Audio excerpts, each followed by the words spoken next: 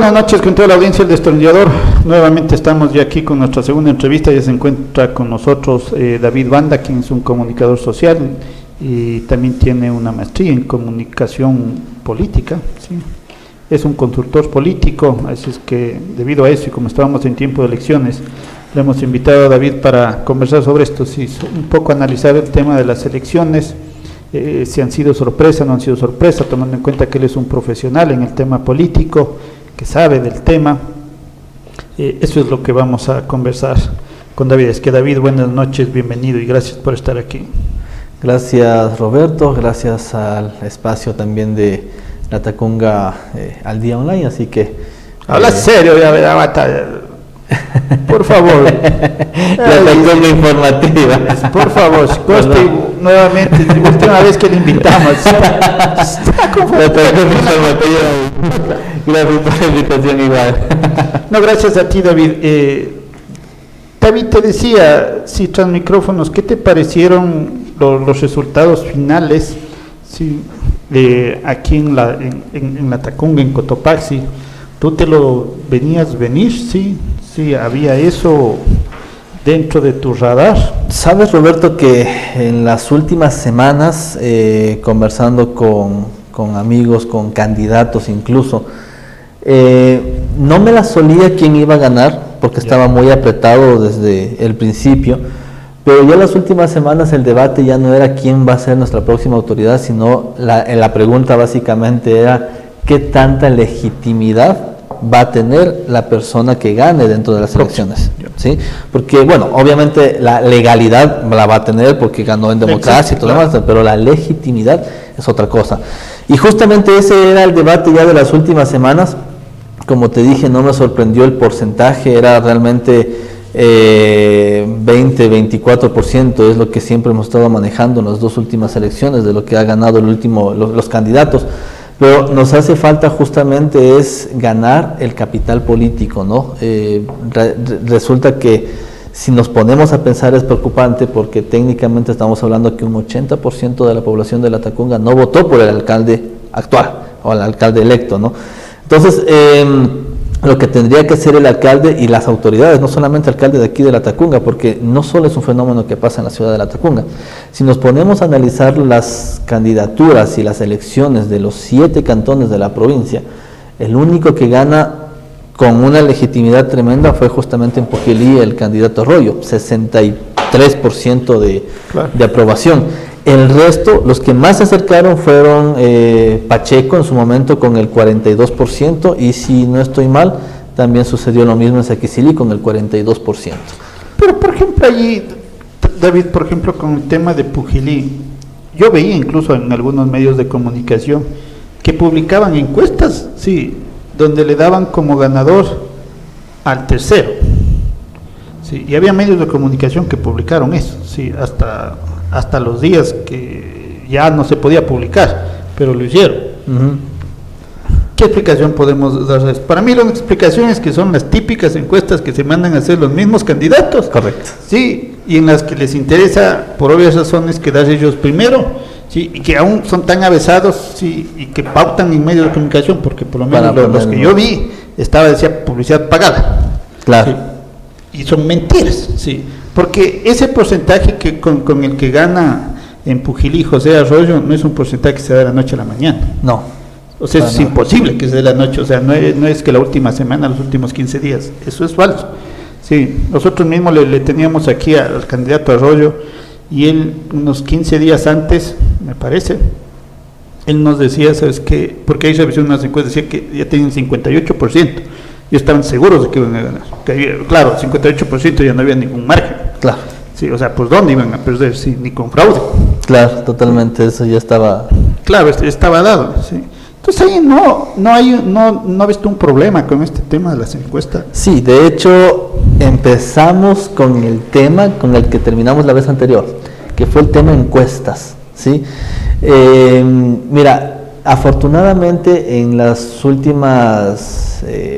en la última reforma del Código de la Democracia se obligaba a las encuestadoras a tener un registro en el CNE. De hecho, aquí en La Tacunga, hasta donde yo tenía entendido, solamente existía una encuestadora que estaba legalmente registrada.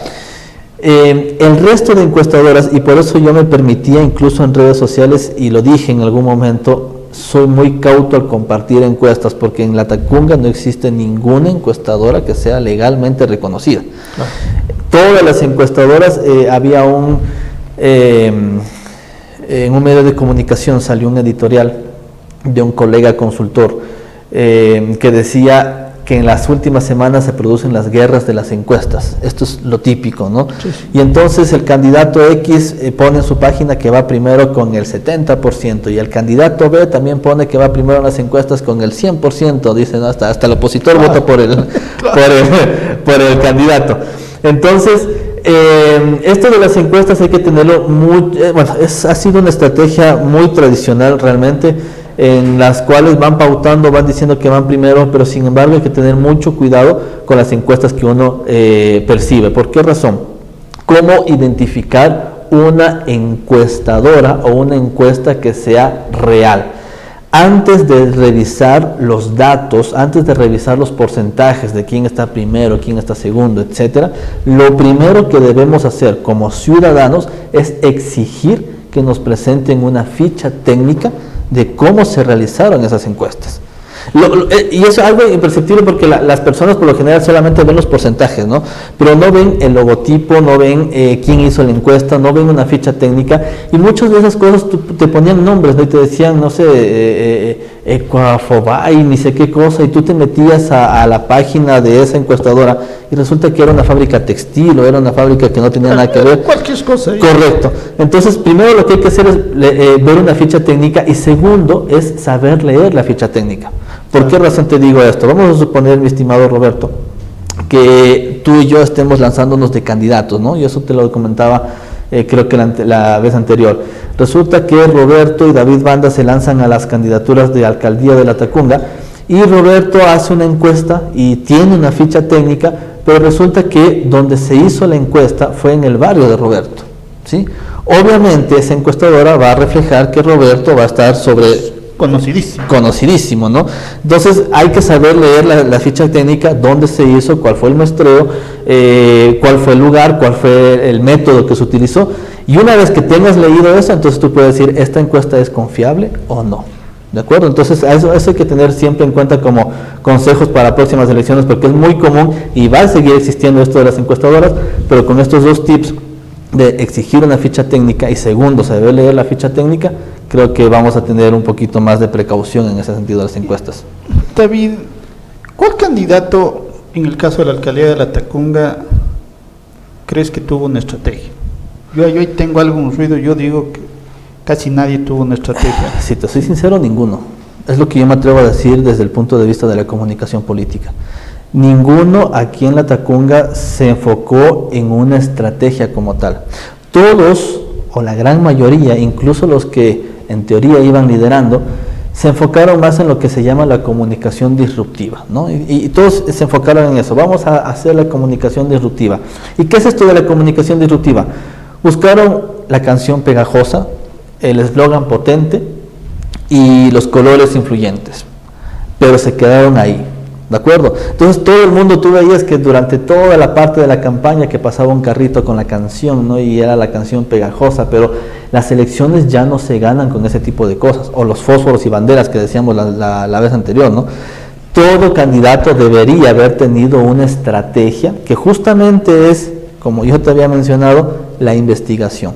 Escuchar al electorado, saber lo que realmente quiere el electorado, y de esa manera comenzar a atacar a donde es, porque puedes hacer una campaña buenísima, que una cosa es que no haya habido estrategia y otra cosa es que haya sido una mala campaña. Vieron campañas que fueron muy buenas, pero que no dispararon al target o al blanco donde tenían que disparar, fue un disparo al aire justamente, y ahí es donde se complicó, donde gastan demasiado dinero en campaña electoral, pero que no les retribuye en este caso. Fue una campaña buena, entonces, desde ese criterio tuyo. Desde el punto de vista de la comunidad. No con estrategia, una campaña buena. Es correcto. Hubieron dos candidatos, que ahora yo lo puedo decir muy públicamente. Ahorita ya perdieron. Claro. Hay que decirles lo que hacen mal. Me gustó mucho dos campañas. A ver, en este caso, hay que separar las cosas. Me gustó mucho la campaña propagandística de Spin.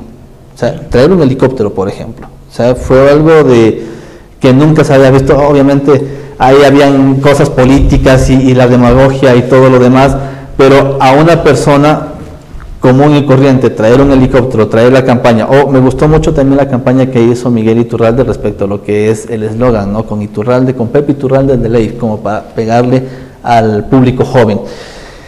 Pero hay algo que también nos debe tener muy en cuenta esto, y es la pareja del candidato, ¿sí? En una sociedad muy conservadora, a veces es necesario tener o mostrar a la pareja del candidato para que de esa manera sea un poco muy influyente. En este sentido, el único que se mostró con la pareja fue Fabricio Tinajero. En muchos de los spots, en muchos de los eventos, siempre iba Fabricio con su esposa. Y hacían una especie de diálogo respecto al parque de los enamorados que llamaban, y la esposa le decía, ¿te acuerdas cuando éramos joven? Entonces, esas tres cosas me gustaron mucho desde el punto de vista de la comunicación disruptiva, que ahí es donde tenemos que separar las cosas, ¿no? La campaña como tal, pero de ahí desde la estrategia, ninguno en realidad tuvo una estrategia muy consolidada, y no lo digo yo, sino que después de todo se reflejan en los resultados. Pero a ver, pongámosle el tema del helicóptero, que digamos que fue lo más fastoso que se pudo ver. Lo más pomposo, por así decirlo. ¿Funcionó? Sí. ¿O es que igual esa pomposidad no supieron comunicarlo? Porque a mí hasta ahora no entiendo para qué querían el helicóptero, sí. O sea, ¿para qué trajeron el helicóptero? Correcto. Y ahí es donde se viene justamente la parte de la estrategia, ¿no? El candidato debe entender que todo lo que dice, hace o simplemente desde la forma como se para, comunica, ¿sí? Y si tú vas a lanzar una idea como este caso del helicóptero, la situación debía ser justamente mostrar una estrategia de ¿para qué? A ver, si bien es cierto, a Rodrigo Espín siempre se le atacó, y ha sido su karma, ¿no? La inseguridad, la cárcel, sí, ha sido como que su karma durante las 3 últimas elecciones ya. Durante los opositores se han aprovechado de eso, y de repente alguien que tenga ese karma, por así mencionarlo, esa percepción de la inseguridad, que lance una propuesta por seguridad y que lance una propuesta por helicóptero, luego que en un debate dijo que iba a apoyar la construcción o por lo menos la apertura de un CDP. No sé si recuerdas en pleno debate que dijo que iba a apoyar la parte otra cárcel del CDP. Clarito. Entonces, desde el punto de vista y aquí tal desde el punto de vista de la consultoría política, ¿no? Los asesores debían haber prevenido ese tipo de cosas, ¿no? O sea, señor candidato, esas cosas se tienen que manejar de esta manera, se tiene que decir esto, no se tiene que decir acá. ¿Tu asesor, Rodrigo Espín? Desconozco. Hubo un grupo ahí de voluntariosos que creen saber esa es otra cosa. Yo como candidato me vuelvo, como solemos decir en el argot futbolístico, el director técnico, el arquero, el defensa, el back centro, el delantero, sí, y el que mete el gol y el que da las aguas. Mira que en el debate fue muy claro, y en el debate uno se puede percibir que la gran mayoría no tuvo un asesoramiento o no tuvo un... ¿A cuál le fue mejor en el debate? Si hablamos de un ganador, a ver, en el debate, el formato del debate no existe un ganador y un perdedor, pero si hablaríamos que le fue mejor a alguien, yo diría que fueron a los que no pelearon y a los que comenzaron a proponer situaciones. Y en este caso yo me atrevería a decir que Pepe Rivadeneira fue uno de los que se mantuvo más sobrio en ese sentido. El candidato y también la candidata Gordillo. Fueron los que se mantuvieron más sobrios justamente en ese sentido, pero el formato del debate también no ayudó. O sea, no hay que darle mucho palo a los candidatos tampoco, ¿no? Si bien es cierto, no se prepararon, se vio que algunos ofrecían hasta construir una OPC cuando no es la competencia de un alcalde o de un prefecto, se ve ahí la falta de preparación, pero también el formato del debate no ayudó mucho, ¿no? Darle corto tiempo de 30 segundos para explicar todo un plan de gobierno, y donde una moderadora no cumple la función de moderadora, y esto no pasó solamente en la Tacunga, sino a nivel nacional, donde los moderadores se limitaron únicamente a leer preguntas, larguísimas por cierto, y no a su función, que es moderar un debate, ¿no?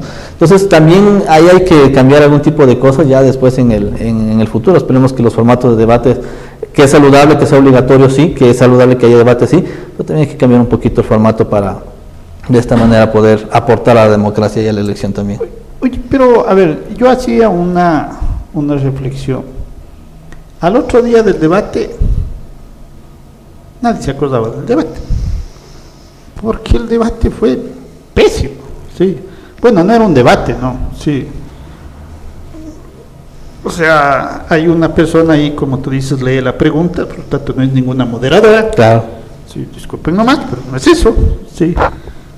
Tenías un minuto para explicar tu plan de trabajo, no puedes escribir todo un plan de trabajo, más la pregunta largota, o sea, la pregunta larga era de 30 segundos, claro. Sí, reducir la respuesta a un minuto era complicado. Pero ahí yo, por ejemplo, pienso que, es más, yo creería que Fabricio Tinajero debió haber sido mucho más agresivo. ¿Por qué razón? Porque en ese momento del debate, que no es un debate, sí, lo que tienes que hacer era eso, porque si no, no te causa recordación. Y ese formato tenía que impactarse en eso. O sea, al día miércoles de la semana del debate, ya nadie hablaba del debate. Nadie.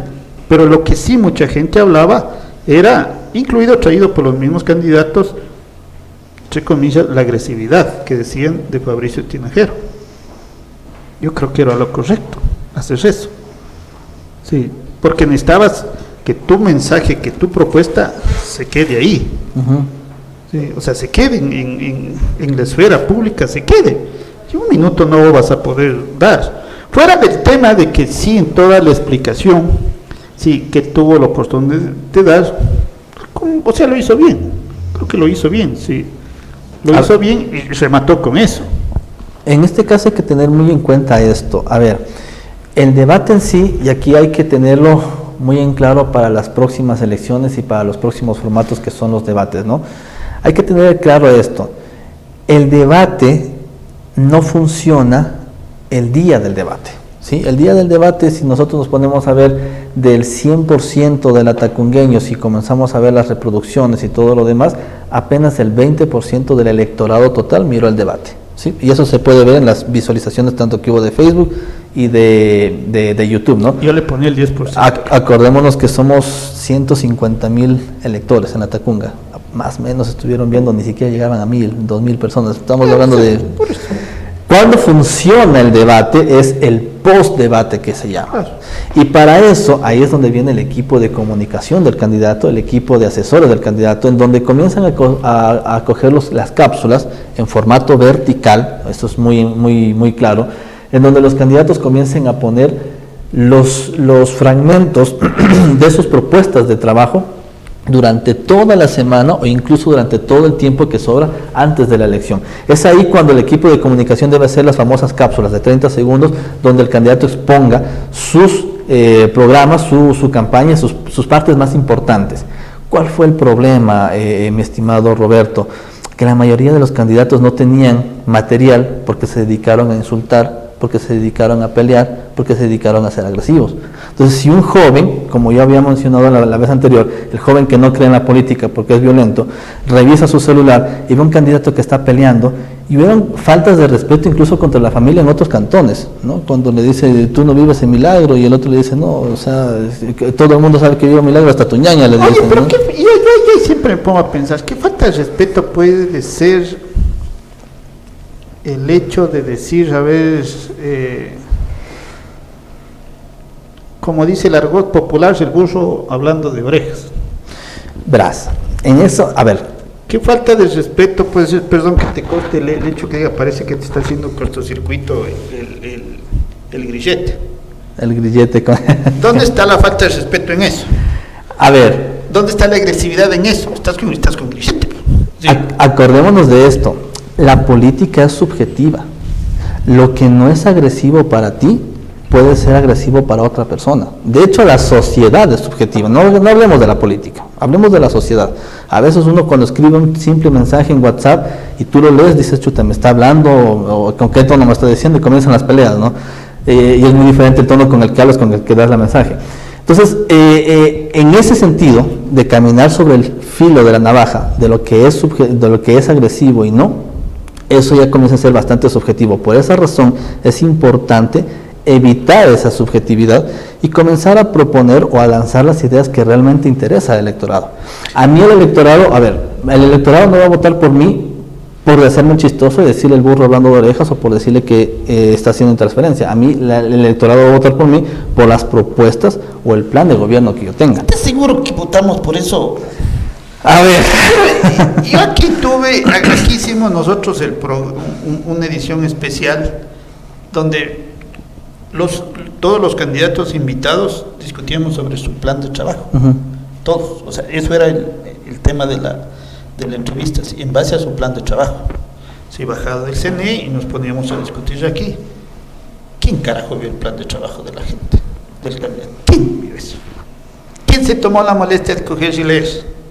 Sí. ¿Quién se tomó la molestia de ver? Había un candidato a concejal que tiene 45 hojas del plan de trabajo y su candidato a alcalde tenía 19. Sí. Estas eran las cosas que a mí me llamaron la atención. Sí. ¿Quién te ve el plan de trabajo? Y no solamente eso, Roberto, sino que a veces ni el mismo candidato lo conoce, ¿no?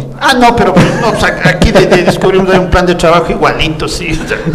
O sea, igualito, sí, con punto y coma, sí, entre dos candidatos a la concejalía, el plan de trabajo igualito, sí, punto y coma. Sí, o sea, pero por eso te digo, ¿quién finalmente aquí vio el plan de trabajo? Voy a hacer un paréntesis. Porque, ojo, perdón, el helicóptero no estaba dentro del plan de trabajo. No. Eso estaba justamente dentro de la parte propagandística, como te dije, ¿no? Por esto, entonces... A ver, en este caso hay que tenerlo muy en cuenta en este sentido, ¿no? Voy a hacer una separación. Si bien es cierto, el electorado no vota por el plan de trabajo, porque es cierto, casi nadie vota o se descarga el plan de trabajo para leerlo. Pero a lo que yo me refiero en este caso es las propuestas concretas que se tienen. Por ejemplo, te voy a hacer una situación. El debate de 30 segundos en las cuales el candidato tenía que, en un minuto, dar todo su plan de trabajo, ¿no? Entonces, de repente, ¿qué sería mejor? Que el candidato, en lugar de estar recitando todo el plan de trabajo o atacando al candidato, lo reduce con la técnica del storytelling, ¿no? En el cual de decir... se me ocurre, voy a hacerte un ejemplo muy corto aquí, ¿no? Latacungueños, buenas noches. Hoy doña María tuvo que cerrar temprano su local porque está harta de la inseguridad.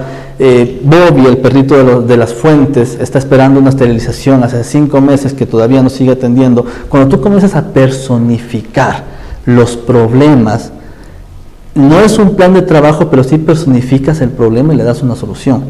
Entonces la gente se dice, bueno, yo soy María, conozco a Bobby, claro, y sí, yo cierro temprano local. Entonces me pongo a tener la atención en esa parte que es un resumen o personificar el problema que tiene la ciudad de Latacunga.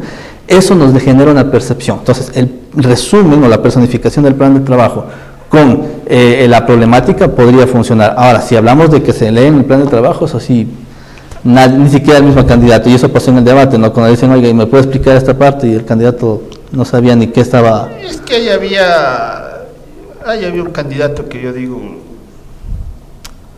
yo le hubiera hecho enfermar, presentado certificado médico, hubiera mandado fotos de que estaba hospitalizado, entubado con, no sé, cualquier cosa, pero no le dejaba ir, o sea, por el bien de él. O sea, yo de asesor, hermano, hay una debilidad tremenda en tu persona, por favor, nos va a afectar, enfermemos. Dicho sea de paso, después de eso, cierto candidato nunca más aceptó una entrevista, justamente por eso, pero ya después de que había... Es que era obvio, lo que pasa es que no saben, pero bueno, no saben verse ya. Oye, ¿por qué pierde Rodrigo Espín? Bueno, Rodrigo Espín pierde justamente por este karma que se tiene, ¿no? Él se lanza 3 veces a una elección, las 3 veces pierde. Bueno, se lanzó 4 veces, la primera que ganó, y después de eso se lanza con diferentes partidos y movimientos, ¿no? Rodrigo Espín pierde justamente por ser una de las caras ya quemadas de lo que es la política latacungueña. Su estrategia, aparte de que él ya es un candidato que ya es muy conocido y muy recorrido dentro de la campaña, se alía con candidatos que son mucho más antiguos todavía. Hablamos del exalcalde Rubén Terán, ¿sí? La gente comienza a tener esa percepción de que ya es bastante conocido, de que ya es bastante, sin embargo tuvo por ahí otra aceptación que fueron 2.000 votos la diferencia entre un candidato y el otro, ¿no? Tuvo una buena aceptación, el voto duro de la elección anterior fue 14%, esta vez subió un poquito más al 24%, pero sigue faltando ese plus justamente porque el karma de él es la seguridad de la Tacunga, quizás. No sé qué pasará en el futuro, ¿no? Pero si es que se lanzara en una quinta elección, debería manejar muy bien ese sentido de la situación de... No creo, Rodrigo, ya... Hermano, ha habido candidatos que se lanzan... Es que... Acuérdate que nuestro presidente hizo 10 años de campaña, ¿no? Sí, no, a la cansada puede ser. Oye, pero... Entonces... ¿Tú crees que a Rodrigo le hizo mal estas cuestiones de aliarse con todo el mundo? Sí. Porque finalmente empieza a hacer eso, ¿sí? Correcto. Empieza... primero con Django, con Raúl Django, ajá. ¿sí? Raúl Django se lanza ahí una perla que dice, vamos a cogobernar, ese es nuestro... ¿sí? Correcto. Y ya la gente dijo, a ver, ¿cómo la huevada? ¿Sí? O sea, ¿qué es esto de se están negociando? Y tuvo que salir Rubén Terán a salvarles el pellejo, ¿sí? A decir, él como un viejo zorro de la política, nosotros conversábamos con él precisamente aquí, y claro, él llega a salvarles y les dice, a ver, no, en su discurso cuando se presentaron ya los tres, ¿sí? Él decía, no vamos a gobernar, vamos a gobernar con el pueblo, ¿sí? Y le salvó y le bajó el tema de esa vaina. Luego se alía con Raúl Terán, ¿sí? Este joven, ¿sí? De este movimiento donde están todos los ex, creo. Sí, empezó a hacer como una nota de todo el mundo ahí. Una fanesca, diría yo. Sí, exacto, una fanesca, que a la final no le termina ayudando. Correcto, porque cuando uno hace una alianza... Le termina perjudicando, yo diría. Uno para hacer una alianza debe justamente pensar en el beneficio que va a tener esa alianza, ¿no? Porque incluso, a ver, y esto hay que tenerlo claro, ¿no? Hay las alianzas públicas y las alianzas que nunca se publican. Por supuesto. Por ejemplo, los famosos candidatos señuelos, ¿no? A veces sucede eso. Pasó, por ejemplo, en las elecciones presidenciales, por ejemplo, Juan Fernando Velasco, por ejemplo, Isidro Romero. Son candidatos que lo que hacen es justamente bajar la votación de cierto candidato, ¿no? No son alianzas públicas, pero son alianzas que son en privado. Ese tipo de alianzas, cuando tú haces una alianza pública o privada, debes justamente pensar en un objetivo con una estrategia, pero lanzarlos justamente así por así, justamente pasa en este tipo de cosas, ¿no? Y la gente, en lugar de ver hacia un futuro, hacia un cambio, lo que hace es regresar hacia el pasado, ¿no? Y dice, chuta, o sea, estamos viendo mismas caras, mismos proyectos y al final de cuentas, ¿qué es lo que estamos, o qué es lo que vamos a buscar para la ciudad, ¿no? Claro, además que en una elección donde sabes que los jóvenes van a ser, si quienes te van a decidir, traes una figura del pasado que no le conocen, porque ¿qué joven le conoce al exalcalde Rubén Terán? Nadie, sí. O sea, nadie le conoce. Correcto. Sí, por lo tanto no iba a causar el efecto, o sea, no había un nicho de mercado al cual apuntar. Sí, no hubo un nicho de mercado a eso. Termina siendo varios errores. Implicaría, o volvemos al tema de la conclusión, lo que decíamos es que no hubo estrategia. Correcto. Todo era, sabes que sí te quería, traigan. Acá también te quieren, venga. Vos también, vos no quieres, ven, únete a la foto y ponle ahí, sí. Y claro, en una elección apretada como la que ganas, son 1.000 votos te cuesta. Correcto. Te cuestan, pero son 1.000 votos. De pronto, pues, a gente sí que le conocía de pronto al doctor Terán y que pensaba que era un mal alcalde o que no hizo mucho. Sí, porque quizás sería una de las probabilidades. Podría ser una de las percepciones. Sí. O el hecho que se trae una figura antigua, se presente el pasado y ya no queremos esto aquí. Y en una elección donde el 25% era el grupo Millennial y Generación Z, debían refrescar justamente ese tipo de cosas, no la candidatura, claro. Pero en lugar de refrescarla, a veces, como te digo, hay que tener mucho en cuenta y yo siempre he dicho que la política aquí en la Tacunga nos hace falta madurar ese tipo de cosas, ¿no? Porque estamos todavía acostumbrados a la política tradicional, a las campañas tradicionales, y no nos damos cuenta, o los candidatos y los partidos no se dan cuenta que las elecciones ya cambiaron y cambiaron hace rato.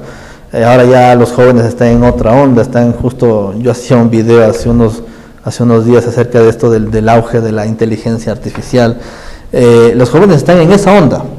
Imagínate que yo hablo aquí, tal vez nos quedemos boquiabiertos, pero es algo que ya se está utilizando en otras elecciones, o sea, hacer campañas o cadenas nacionales sin la presencia de un candidato, solamente con la inteligencia artificial y un avatar, o hacer campañas en el metaverso, que ya comienza en auge este tipo de meta, ¿no? Colombia fue un tema, el candidato que pasó hace una vuelta con Petro nunca estuvo en Colombia en la primera vuelta, lo hizo desde Estados Unidos. Correcto. Todo por redes sociales, o sea...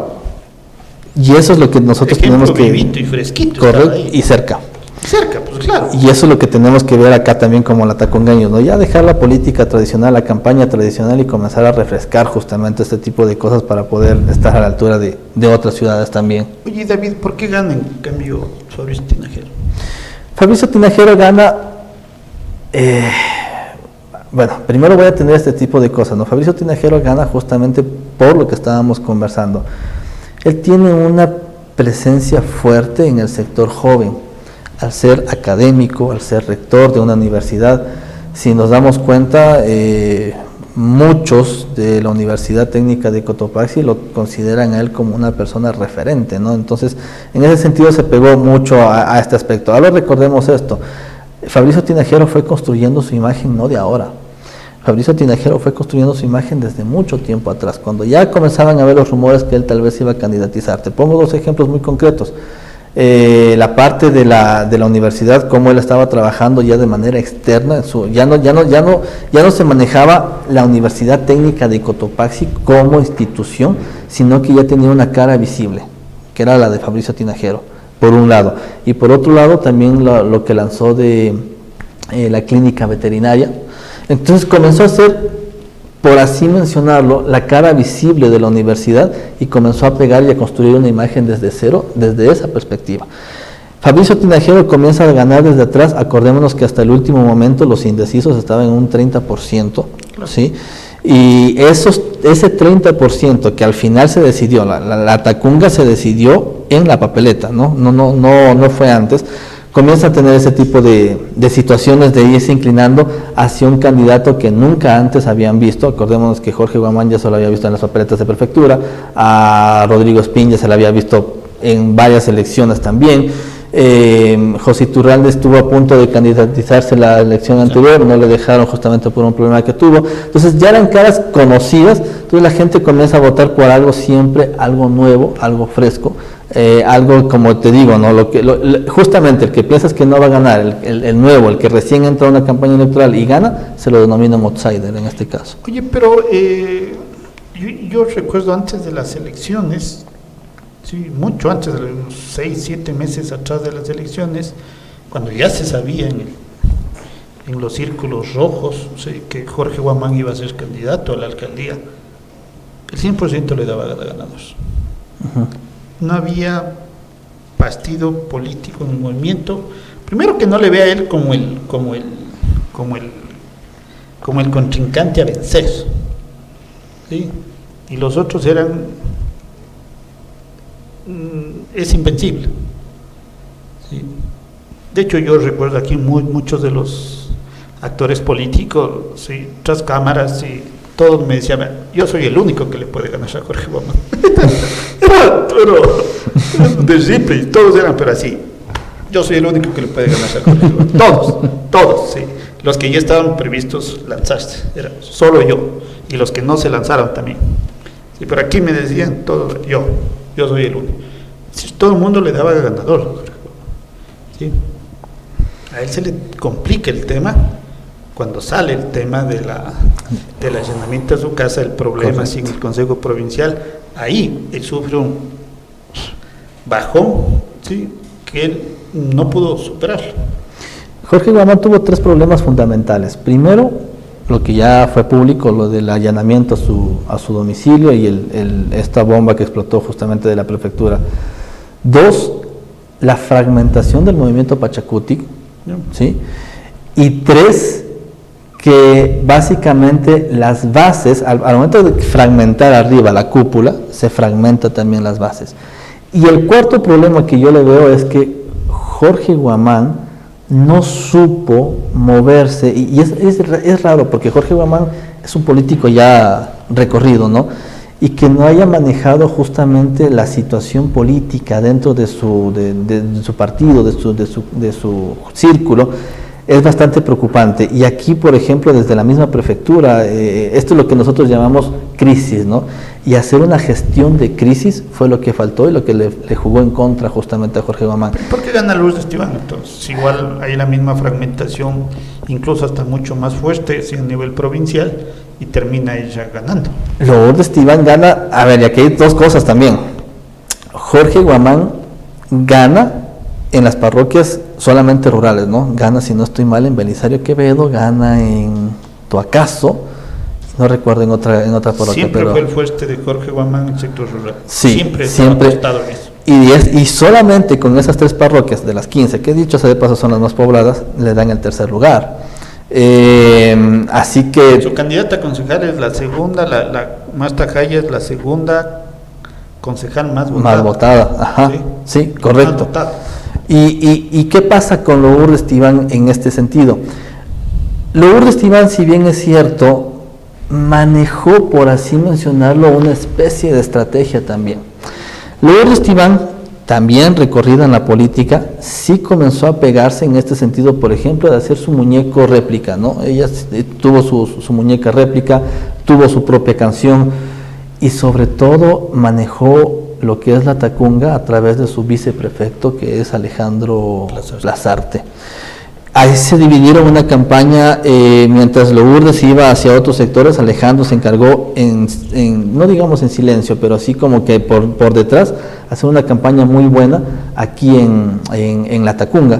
Dicho sea de paso, Lourdes Esteban pierde en la Tacunga solamente con 400 votos. Sin embargo, la Tacunga le da el 50%, 43% de medio pie. Adentro de la prefectura se lo dio la Tacunga. La Tacunga pone perfecto. La Tacunga pone prefectos, justamente. Entonces, Lourdes Esteban gana precisamente por esa situación, ¿no? La parte de la campaña que hizo externamente, pero también tuvo un gran apoyo de su viceprefecto, en este caso, que fueron claves, o deberían haber sido claves, también los viceprefectos. El mismo hecho de haber elegido a un viceprefecto mestizo, por así mencionarlo, tengo entendido que ahora también incluso algunas direcciones van a ser ya no solamente del sector indígena, sino también se va a mestizar en este sentido, es precisamente lo que le da algo de respiración. Sin embargo, hay que tener en cuenta esto. El Consejo Provincial, sí, todos los directores siempre fueron mestizos.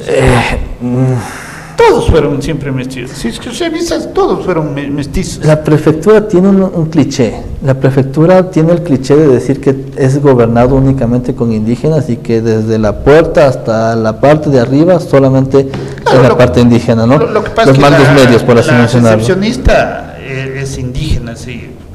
Utiliza su vestimenta, está con sombrero. La secretaria del prefecto utilizaba sombrero. Entonces, ahí los directores pero son mestizos. Ese cliché, hasta donde tengo entendido, no es oficial, pero no va a cambiar. Tal vez lo mantenga en ese sentido. No va a cambiar. Ese discurso ahí, la Lourdes le puede servir, pero no va a cambiar. Ahora, lo que a mí más me preocupa es que en realidad no ganó Lourdes. En realidad ganó el blanco y el nulo. Si sumas blancos y nulos, nulo es nuestro presidente. 21% y Lourdes tiene el 19%. Entonces, lo que realmente es preocupante es que, si bien es cierto, los cotopaxenses nunca se identificaron con ningún candidato, ¿sí? Por eso es que gana el blanco y el nulo. Y lo que tendría que hacer Lourdes y Fabricio y los 6 candidatos, los 6 alcaldes electos que no tienen más del 50%, es que en este primer año de gobierno deberían ganar capital político. Y eso se lo hace con una manera de políticas públicas. ¿Hasta qué punto lo van a lograr? No lo sé. Sabemos que son los electos, pero cómo van a gobernar dependerá mucho de cómo ganen capital político. Oye, pero jodido, porque a la final ellos entran con presupuesto prorrogado, no van a poderse mover todo.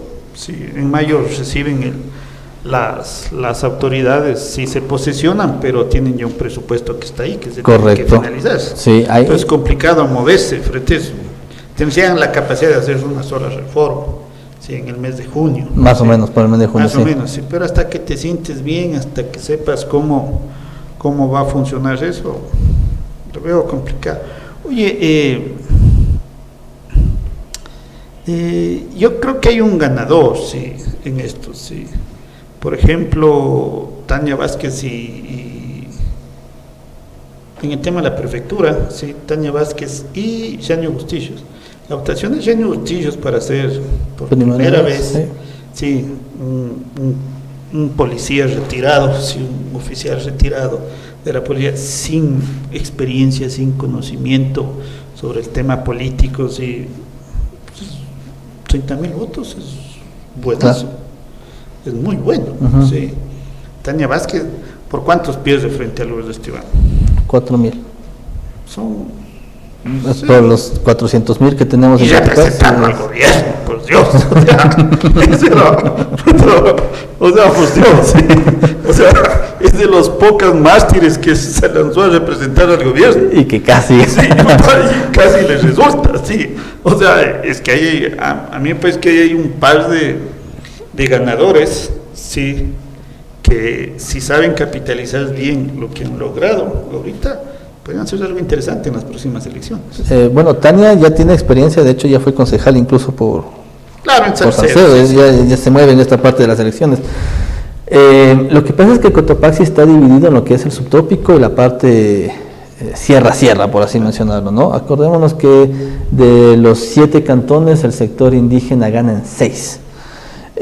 Y donde se dividen los votos más o menos es justamente en el subtrópico, que son 2, ¿no? Pangua, donde estuvo a punto de ganar Tania, y La Maná, donde arrasó básicamente Tania Vázquez justamente, ¿no? Su viceprefecto de allá. Correcto. Cristian era de allá, Cristian Moreira. Entonces, técnicamente y justamente solamente en La Maná, claro, con los otros votos de los otros cantones, obtiene el tercer lugar, que es buenísimo para Tania Vázquez en este sentido.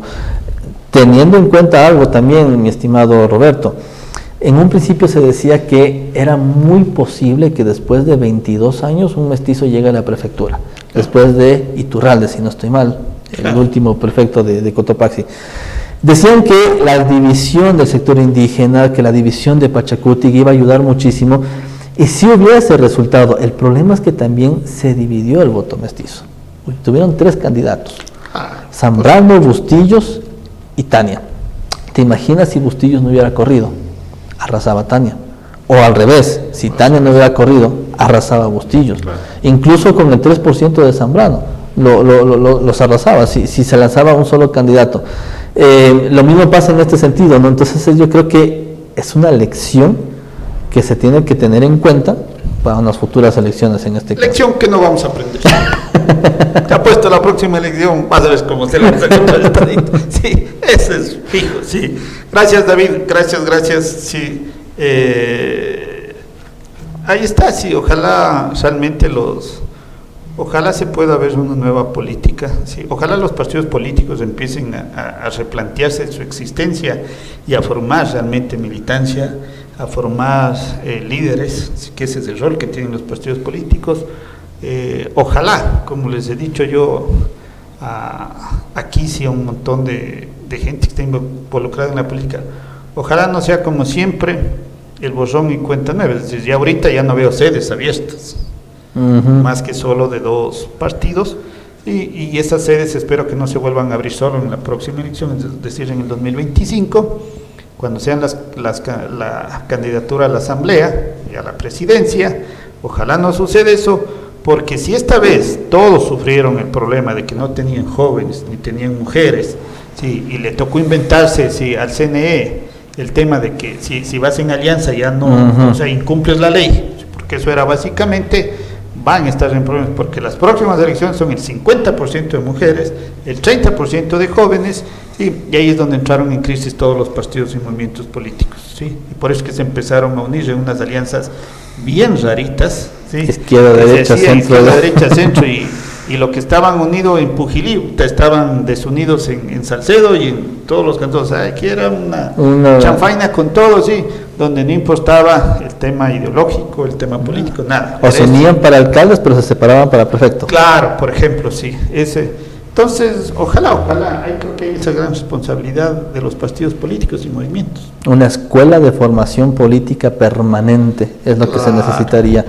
por cada uno de los partidos políticos, donde los jóvenes dejen de ser los famosos pegafiches que yo te decía la vez anterior, ¿no? Claro. Donde sean los jóvenes que ya no sean la rueda, sino el motor. Pega fiches o saca fiches. O sacafiches, sino que justamente dejen de ser la rueda y se conviertan en el motor del partido político, independientemente de la ideología del partido, claro. Pero deberían ya formar, tienen el tiempo suficiente, son 2 años, en donde se deberían formar jóvenes, rostros nuevos, rostros frescos, y se necesita en Latacunga refrescar mucho ese tipo de cosas. Así es, Latacunga, Cotopaxi, el país necesita eso, así es que gracias David, sí, nuevamente. Con toda la audiencia del Destornillador nos volvemos a ver el día de mañana a partir de las 18 horas con 10 minutos. Como siempre les digo a todos, un abrazo y cuídense.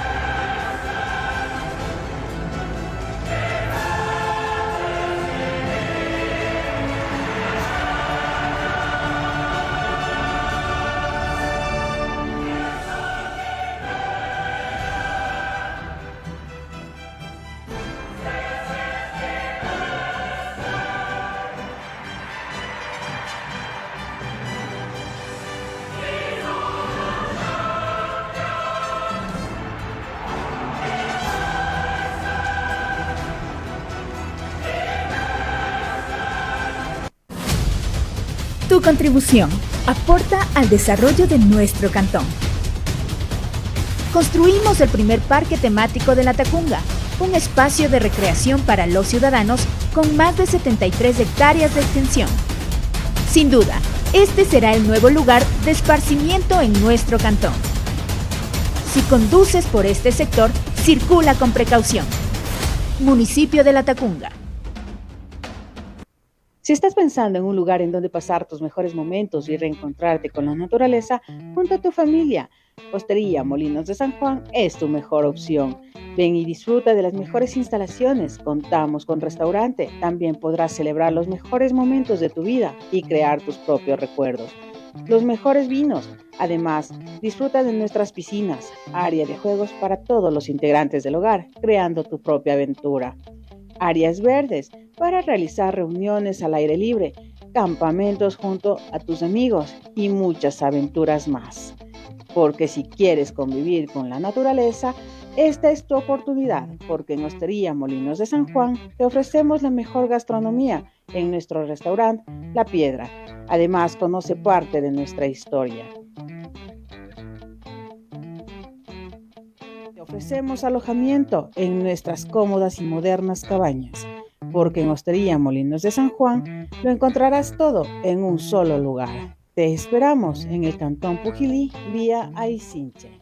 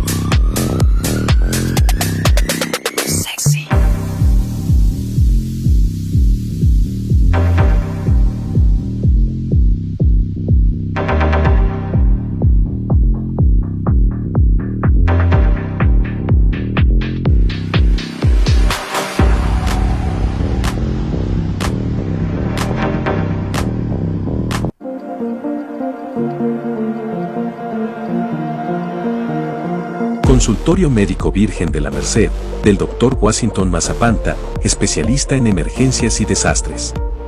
Atención especializada en pacientes con problemas respiratorios, hipertensión arterial, hipotiroidismo, diabetes, dolor de precordiales, dolor abdominal, gastroenteritis, heridas, fracturas, apendicitis, problemas de vesícula, pediatría, adultos mayores, colocación de sueros y curaciones de heridas. Atención oportuna las 24 horas del día, los 7 días de la semana.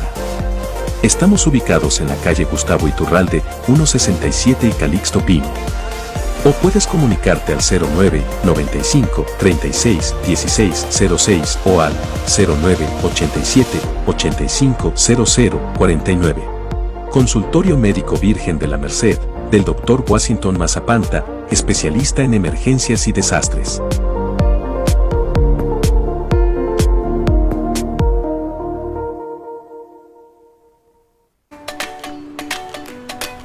Vecina, le cuento que abrí un negocio y quiero sacar la licencia única de funcionamiento. Dicen que con eso ya me ayudan a promocionar mi negocio desde el municipio. Sí, vecinita, vamos, le acompaño. Pero debe tener todos los papeles que le piden en la Dirección de Turismo. Por ejemplo, solicitud de licencia única, copia del RUC, pago de la patente y otros más. Ya, vecinita. Verá, tengo varios papeles que me pidieron, solo hay que dejar en el municipio. Eso es todo, vecina. Vamos.